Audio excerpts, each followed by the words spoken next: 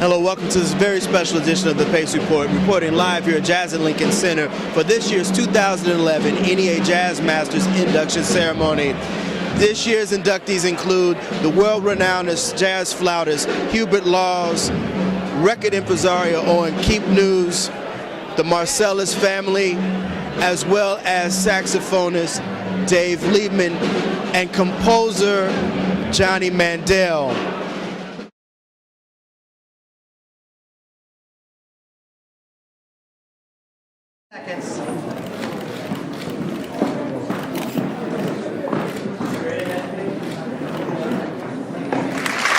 Jazz is a distinctly American art form. I always want to say it is the distinctly American art form.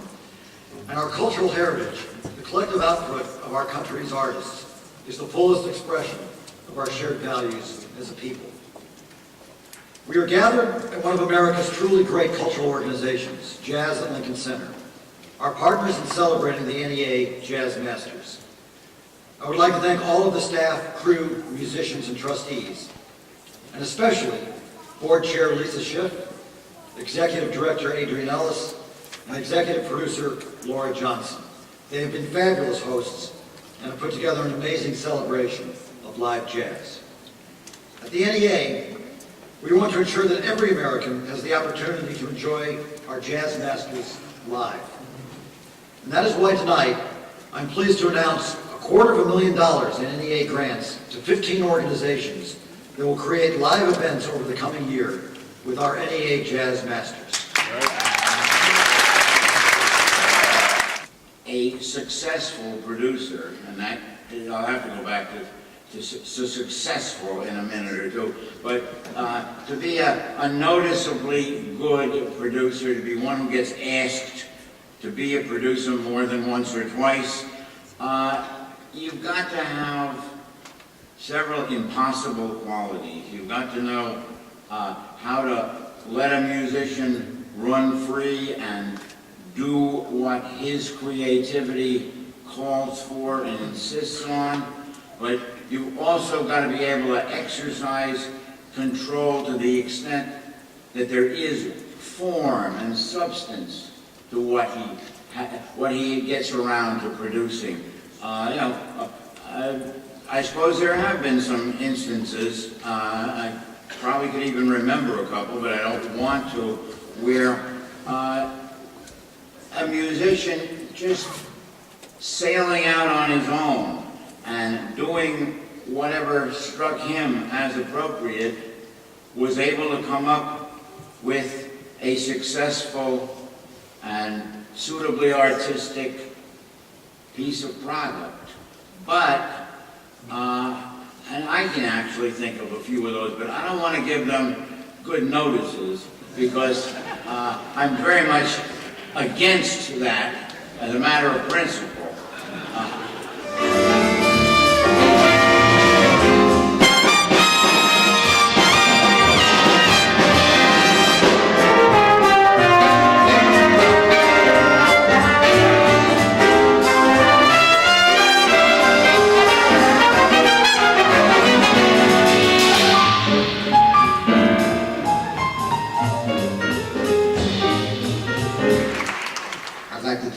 Two people, actually. Tom McIntosh for allowing me to introduce Hubert Laws, and Orrin Keepnews for using up all my words. And I love Orrin this much. I've known Hubert for over 40 years. We've been making records since 1961. If Hubert were to call me for a session, I'd be there in a heartbeat. I hope he calls me tomorrow since I'm not working. Ladies and gentlemen, Hubert Laws. You know, having wireless connection to such musical icons as Ron Carter,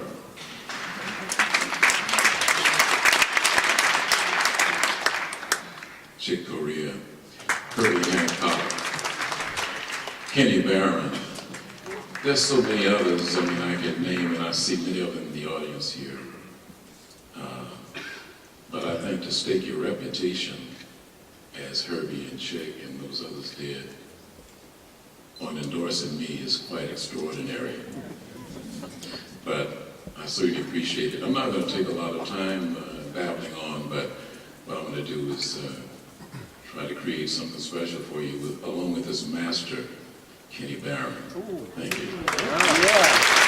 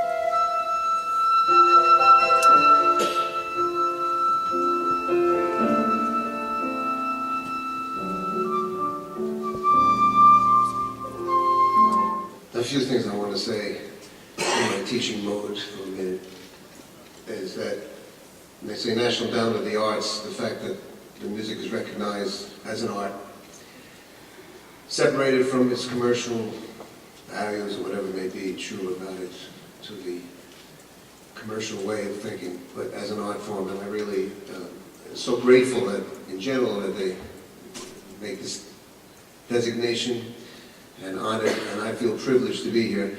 I'm a little younger than most of the participants.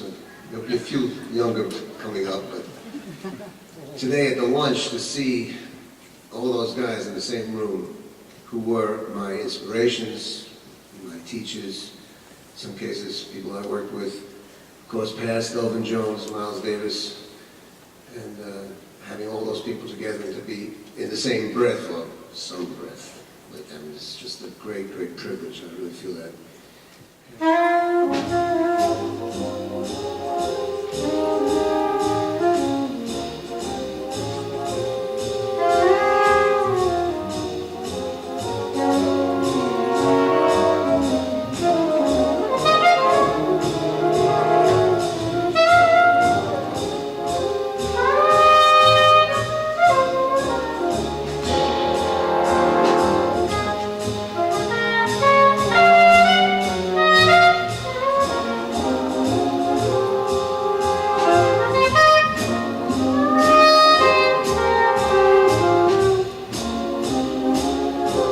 Tell me how important an event like this is tonight.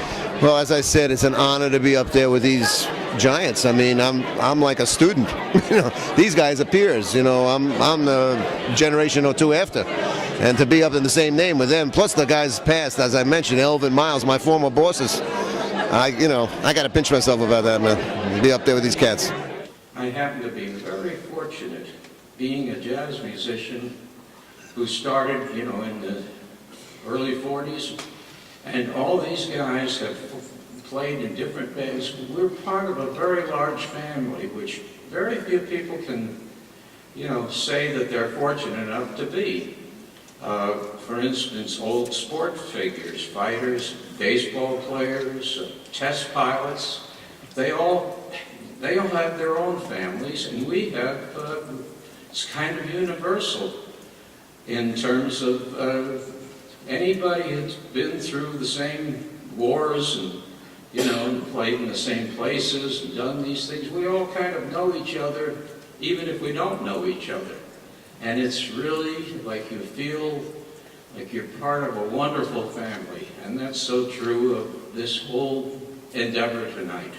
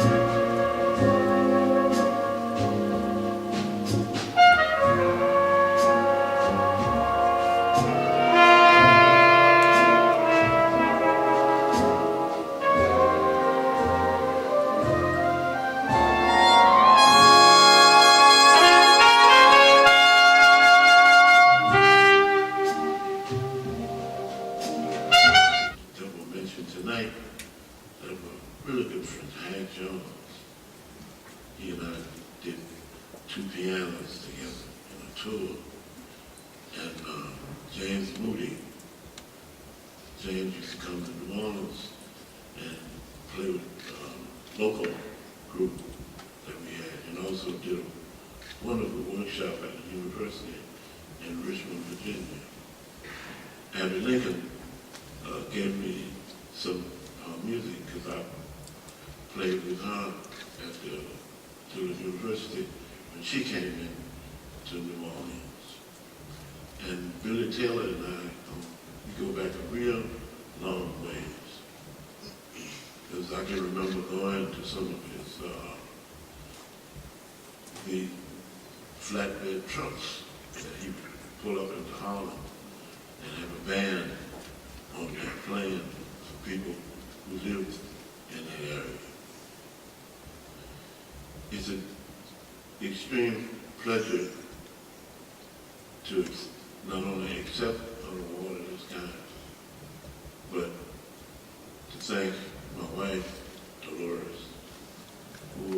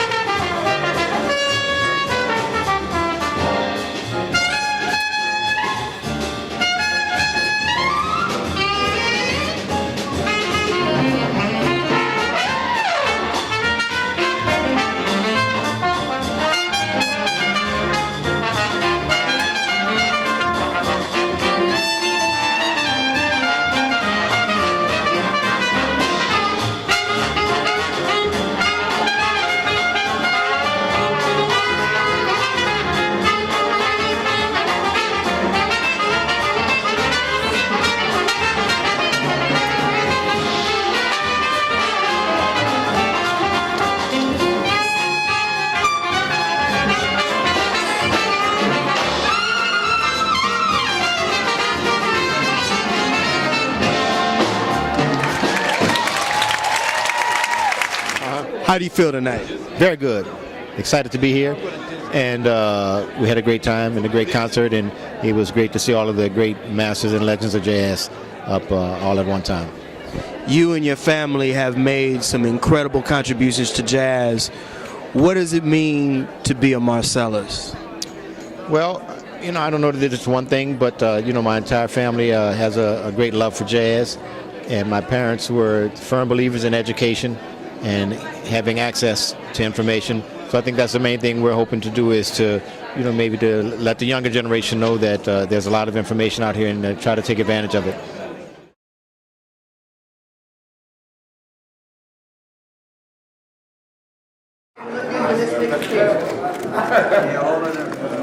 How's everybody doing? Tell me about the importance of having a program such as the NEA Jazz Masters. Well, it brings everybody to know that there's some people out there been playing music for years, and it should be recognized. You know, so like I was just talking to my wife about this. There's a few people that I think should be recognized that haven't been, that just off the top of my head, like say like Lou Donaldson, George Coleman, you know, and that's a couple that I think, just off the top of my head, you know, that's been doing this music long enough to be recognized. You know, so for this organization to be able to bring these guys to the surface and give them the recognition they need, I think is a good thing. How important is a program like this in 2011? Well, it gives recognition to those of us who have dedicated their lives to this art form, whether it's teaching, playing, both, like Mr. Marsailis, and it's just a phenomenal thing to happen in America, because everybody knows about this, but the Americans. That'll do it again for another edition of the Pace Report, reporting live here at Jazz and Lincoln Center for this year's 2011 NEA Jazz Masters Induction Ceremonies. I'd like to personally thank the staff here at Jazz and Lincoln Center, as well as the staff at the National Endowment for the Arts. As always, please visit my website, www.thepacereport.com, for my weekly column as well as my past segments. Until next time, remember, if it's in the groove, it'll make you move. Until next time, peace.